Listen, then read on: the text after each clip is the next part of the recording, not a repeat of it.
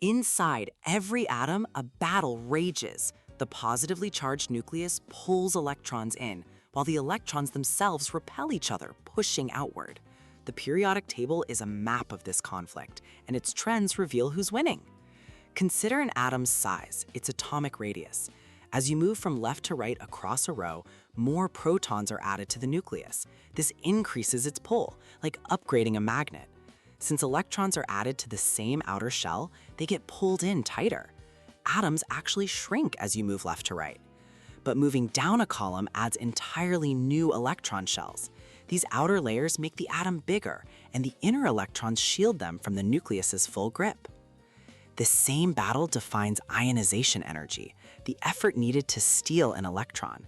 An element in the top right, like fluorine, is small with a mighty nucleus. Prying an electron away is tough. But for a large atom in the bottom left, its outermost electron is distant and shielded. It's much more easily lost.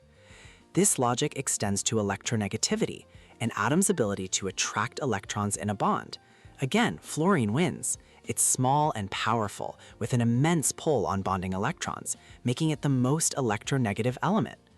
However, electron configuration can create exceptions. Atoms with perfectly full or half-full electron shells are uniquely stable. They resist change, breaking the general pattern. Understanding this atomic tug-of-war isn't just for exams. It's the fundamental rulebook that dictates how elements combine to create new materials, form pharmaceuticals, and sustain life itself. It explains the very nature of chemical behavior.